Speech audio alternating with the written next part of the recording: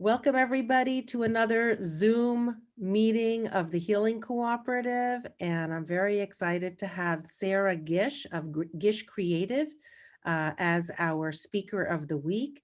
And her presentation tonight is Ignite Your Life. And Sarah, you have the floor. Thank you so much, Susan. I really appreciate being here and seeing everybody.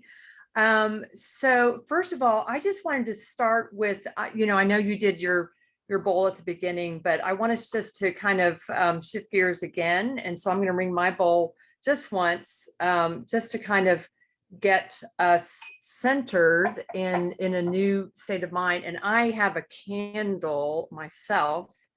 And as I ring the bowl, I have a specific thing I want you to focus on. My presentation is Igniting Your Life in Challenging Times. And these are very challenging times, this pandemic. And I know that Susan had a friend that passed away recently. I actually have a friend that passed away 2 days ago, suddenly, 56 years old, died in her sleep. I have a friend that's going to a funeral tomorrow. There's a lot of life and death things going on right now, just like there always is, but it's more acute during this pandemic. So I'm going to ring the bowl, and if you guys will just take a moment and center and just put out some blessings for those who have passed away, and blessings for here, I'm just going to ring the bowl. And as you get quiet, if you'll just think about your angels on the other side and those that need prayers tonight.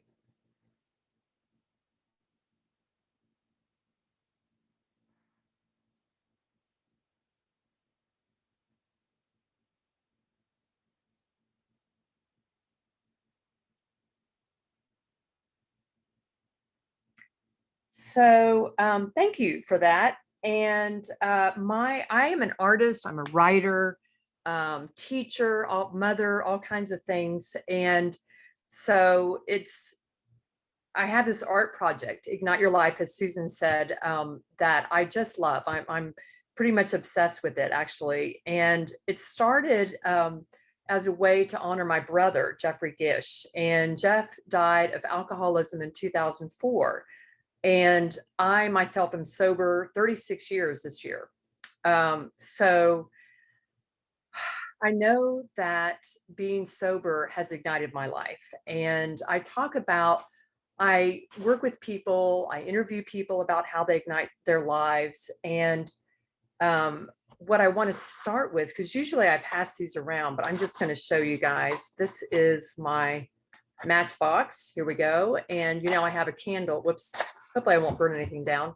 But here is a light, and normally I would pass it on. And if I was more organized, maybe I would have asked y'all to each have a matchbox, because what you do is when you start a fire, when you ignite something, you have to have one thing touch another thing, so it's from the Latin word ignis, and ignire, which means two things connecting. So when you ignite your life, you connect. And I love that concept. And that's just something I want you to think about as I'm talking, and then the other thing about matches like this is that you pass it on to someone else, right? So we help each other connect. And this time that we're in is a very difficult yet beautiful time, because it's a time of connecting to ourselves, connecting to others in new ways, and really figuring out what ignites our lives. And I guess, can I screen share? Okay, so I'm available to do that. Absolutely, okay. You can screen share for sure. Okay, so here we go. I want to start with these guys. This is a dance troupe in Houston, and I've got lots of photos like this. I'm just going to show you one. I've got hundreds and hundreds and hundreds of photos like this. And what I do as part of my art project is I go around in my art car. I've made 4 art cars, and right now my current one is called Phoenix Rising, which of course is about rising from the ashes. And I ask people about how they ignite their lives. And I get very interesting answers. I've learned a lot about what ignites people's lives. And during this pandemic, it's really important to stay focused on your heart and listening to your heart and what ignites your life. As you are ignited for your life, it's a firewall to addiction, anxiety, depression, and isolation. So I want you to think about that.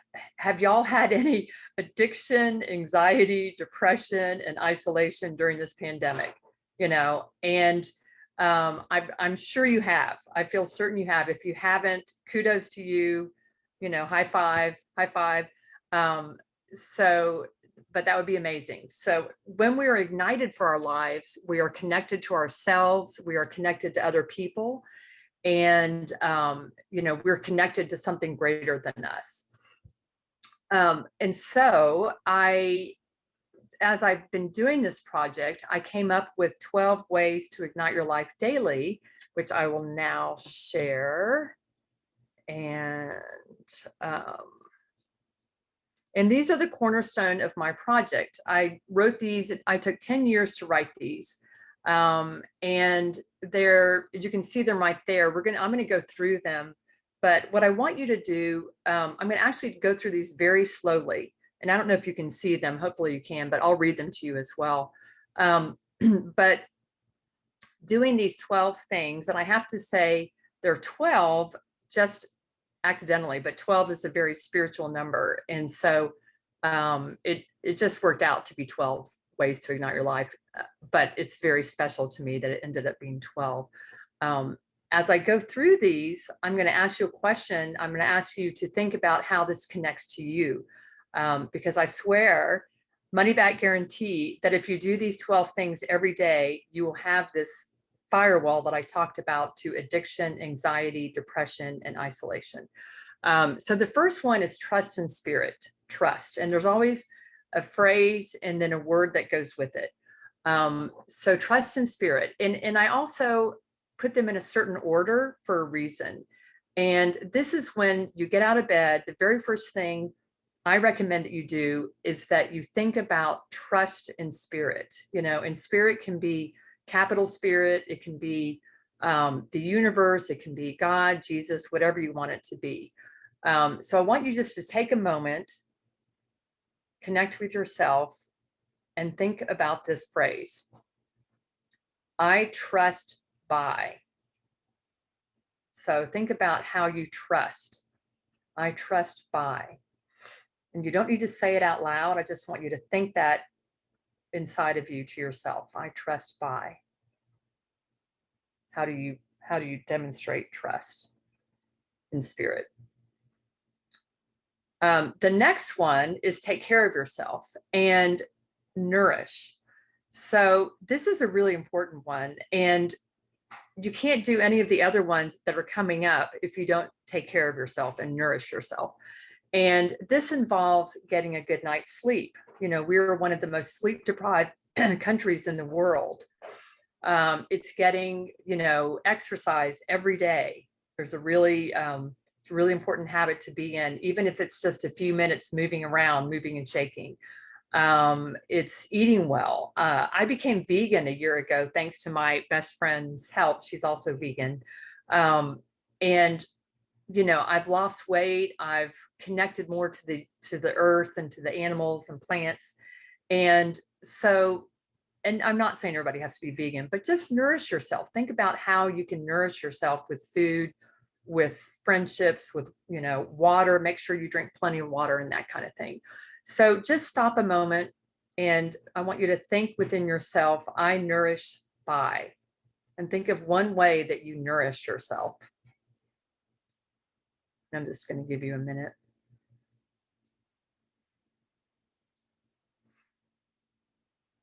And maybe what will come up is something that you need to do more of, that you need to nourish yourself. So that's good too. It's a good exercise. Meditate each morning, meditate.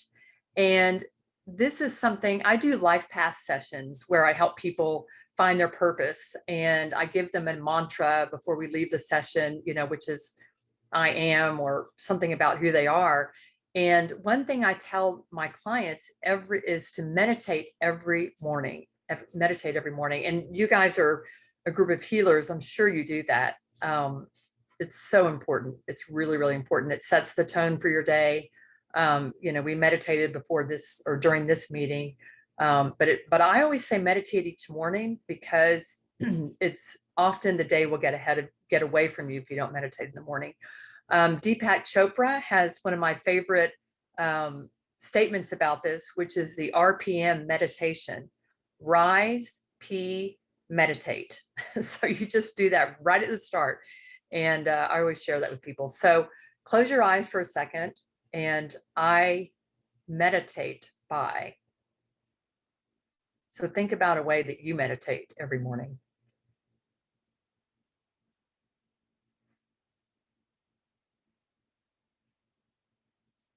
And it can be creative. It can be, I have a client that plays the guitar in the morning. So it can be whatever works for you. The fourth way to ignite your life is commune with nature. And it may seem kind of random that that's in there. Commune is the word. Communing with nature is so, so important. And what's interesting during this pandemic is that I'm suddenly seeing my neighbors out walking more, and people out riding their bikes more. And this is something new to a lot of people because they can't go and do their busy lives. But communing with nature it helps us calm down. It helps us connect to something greater than ourselves. And it helps us connect to something that we're a part of. We are a part of nature. So try to do that every day. These are all things to do every day. It's a checklist. So if you'll just close your eyes and just connect to yourself for a moment and just think, I commune by.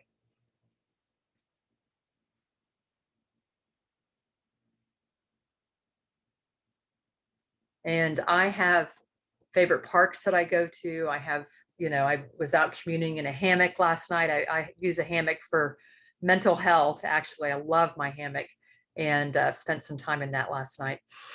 Okay, the next one, listen to your heart. Listen. This is something super important, especially now during this pandemic. And listening to your heart is at the core of how you ignite your life. So listen to your heart, and just quickly, I listen by. Think about how you listen to your heart. Connect with love. Love.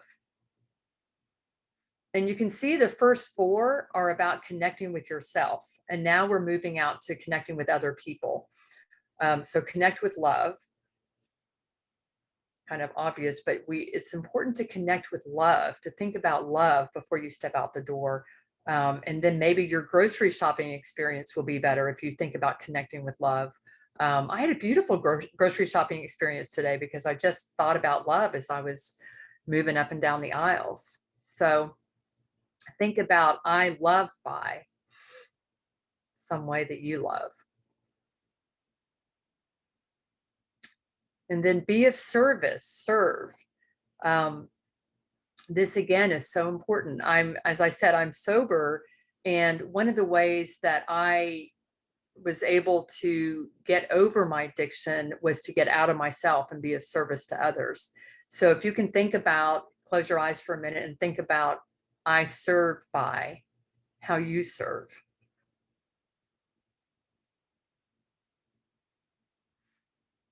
And then allow forgiveness. This is a biggie. I actually met Jerry Jampolsky, who did Love is Letting Go of Fear. And I did an Ignite Your Life interview with him and photo and all that.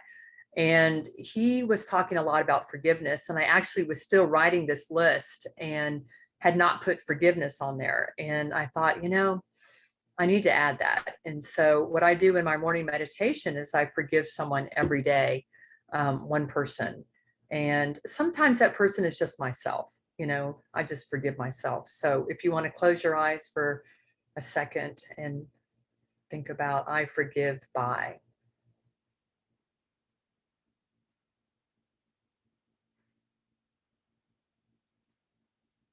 You can also just think about someone you forgive when you have time.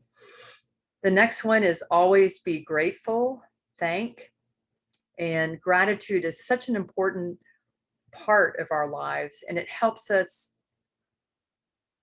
to connect, of course, and it also helps us to know, it keeps the joy flowing, the gratitude, and to thank people when I do in-person workshops, or even when I don't, do them online.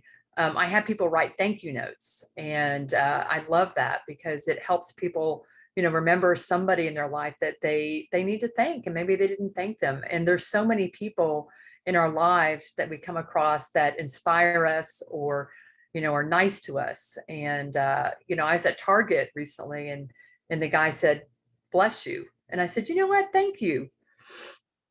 And it was a really great connection. So if you can think about, I thank by how you thank.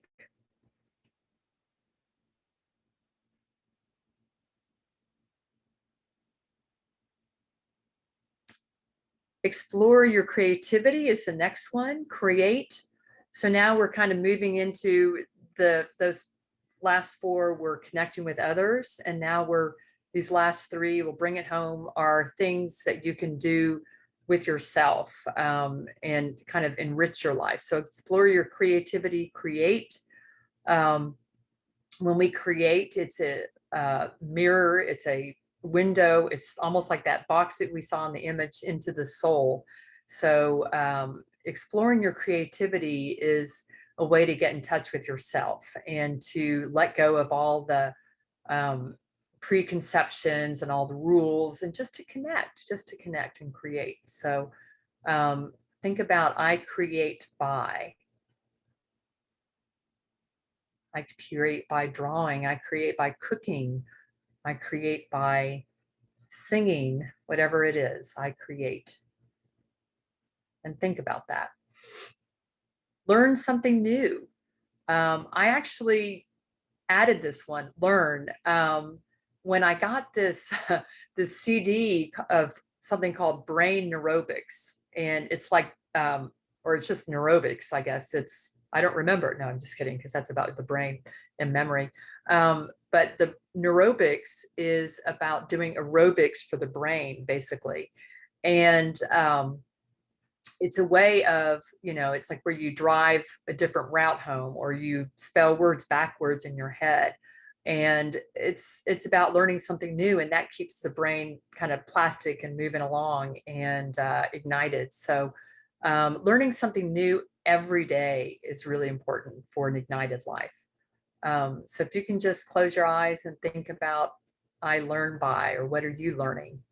What is something new you learned today? I'm always learning. I'm curious. And then the last thing that's really important is enjoy life, laugh. And normally, oh, I do have my joke book, but it's kind of out of reach right now. But normally I have a joke for some of my live videos that I do. But just enjoy life. I mean, laughter literally changes the cellular structure of our body. It shakes us up. It moves us around. And one of my favorite things in my life is to make people laugh. So enjoy life, laugh. And if you want to just close your eyes for a second and think about something that made you laugh today or recently. Think about what makes you laugh. I laugh by. I laugh by telling jokes. I laugh by watching funny movies, that kind of thing.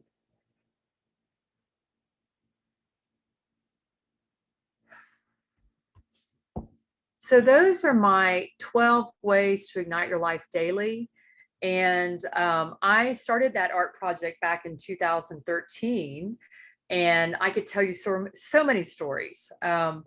I am writing a book about it, so I'll be putting those stories and a lot of my photos in there that are similar to the photos that you can see there. I actually added Val Kilmer. He's part of the project, so he's got a how will you ignite your life sign. And really something I actually have my own personal mantra is, my divine wisdom ignites lives and creates connections. And so my art project, the whole goal of it is to ignite lives and create connections. And a really easy way for you guys to do that and to carry that out into the world is, first of all, meditate in the morning. So that will ignite your life, and create connections by exchanging names with everyone everywhere you go. Not everybody does that. Not everybody wants to do that. Not everybody wants to be introduced. But if you can connect with people in some way, that will ignite your life. And so yeah, it's a beautiful way to be, and it's also about being your true self, being who you really are, and really understanding who you are. And Ellen and I have had a beautiful and interesting pandemic year, and we've both gone on our own kind of hero journey, discovering who we are. And it's been really interesting and really beautiful to come out at the end of this. Literally, the pandemic started a year ago, so it's been a year. And I was teaching a year ago, going twice a week to this beautiful school with these wonderful children. And right before spring break, I said, okay, bye kids, here's bubbles. And we did bubbles, and it was super fun. And then the pandemic, I've not seen them again. But so it's important during this time period. And I started out saying the talk is about igniting your life during challenging times. The way to do that is to be yourself, It's that simple. And to listen to yourself, listen to your heart, to know what ignites your life, to know who you are, and just enjoy life. If something feels heavy, then let it go. If something feels light, then go towards it. Something that I've come up with recently that's been on my mind is releasing and welcoming.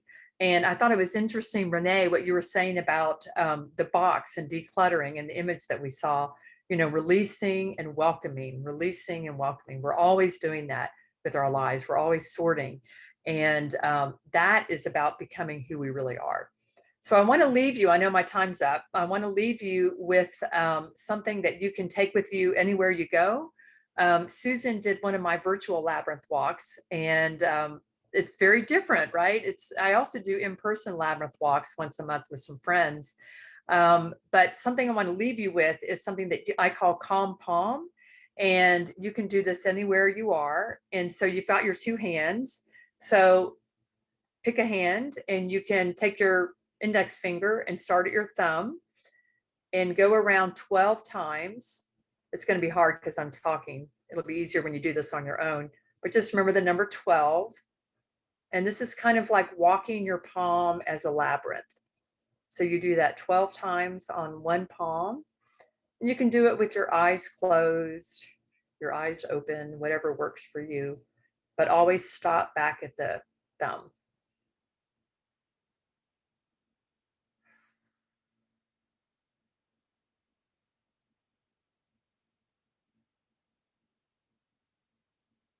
And then when you're done with the 12 there, you'll take your hands, rub them together, put them on your heart, and hold that for 12 seconds.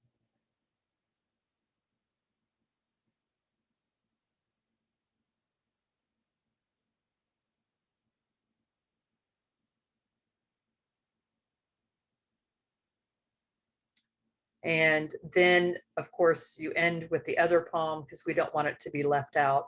And you do 12 rotations on this palm.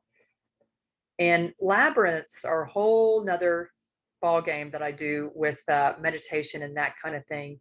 But this is very similar to a labyrinth. It's your own personal labyrinth that you carry with you everywhere you go.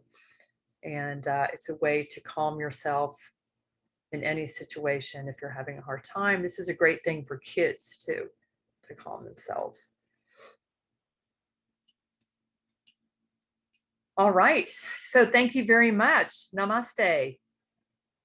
That was actually incredible, Sarah. I really, really loved it. I especially loved the way that you walked us through that beautiful art project. Thank you. And I think that the hand meditation as well, walking through the hand labyrinth, is a wonderful exercise. I really love it. Tell me, where were you teaching before this whole pandemic? Oh my goodness. So I've been teaching at the Jung Center. I've been teaching I just did, actually, my mother died a couple of years ago, and Ellen was part of this. We did a workshop on grief traditions around the globe. And because I was going through my own grief, that was literally 2 years ago. And so I've taught at the Jung Center, the Spectrum Center, Heinz Center, where else? Just all kinds of places. I mean, bag will travel. So I've gone to many places, but it's interesting because the Heinz Center has a beautiful labyrinth. And I would go there, I did a labyrinth walk once a month and was really kind of getting it going and having a wonderful time. And then the pandemic hit. And so we started doing virtual labyrinth walks. And then they sent me an email saying, sorry, we're closing down. Um, indefinitely. And I said, okay, well, okay. So I went to the Spectrum Center because I'd already been doing in-person workshops with them. And I said, okay, let's do these monthly virtual labyrinth walks. And they said, great. So we started doing those. 1 month into it, sorry, Sarah, we're shutting down because of the pandemic.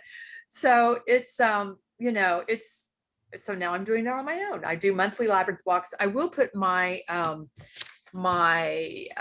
Gish Picks website in the chat room. I would love for you all to sign up for my Gish Picks blog if you're in Houston. It really won't make much sense if you're not in Houston. But I also love arts and culture. So I write about cultural activities in a blog that I've been doing since 2004. So called Gish Picks, Curated Culture for Kids and Adults. And in there is where I give information about my workshops and that kind of thing. And my last question is, what is the significance for you of the number 12 when we talked about the 12 affirmations in the Ignite Your Life art wheel and the 12 circles that we do on the Labyrinth of the Palm? Do you have any specific understanding of the number 12? Well, the number, wow. So you could go really crazy deep with numerology on this. And you guys are healers. You probably know some about this. The 12 is a spiritual number. If you add it up together, Gary was talking about numerology. The number 3 is, I relate it to Mary Magdalene, so the divine feminine. The number 12, however, without adding it and paring it down to 3, it's just a spiritual number because of, if you think about it, 12 months of the year, 12 apostles, the 12 steps, the 12, you just look around you, there's 12, 12, 12. And it's a very holy number in the Bible. It's a very holy number in Jewish traditions. And so it's just a really powerful number. And, for me personally, we all have different numbers probably that we resonate with. And I resonate a lot with the number 3 and a lot with, I'm actually a life path 3 in numerology. But I do resonate with the number 12 as well. And, the 12 steps of AA are beautiful, and actually the 12th step is being of service. And I'm making a series of art about the 12 steps too, but I don't know when I'll get that done. Who knows? There's so much to do. I found this entire Ignite Your Life presentation very powerful, and it really resonated with me because, as you said, connection is the basis for igniting your life. And for the past 15 years, my purpose with this healing cooperative has been to connect. Mhm. That's why I do this, because it makes me feel good to connect with all of you wonderful people who make healing a part of your lives, whether you're practitioners or admirers of the healing arts. So, Sarah, thank you very, very much. I'm going to stop the recording now. And if anybody has any questions, please put them in the chat bar and Sarah can address them.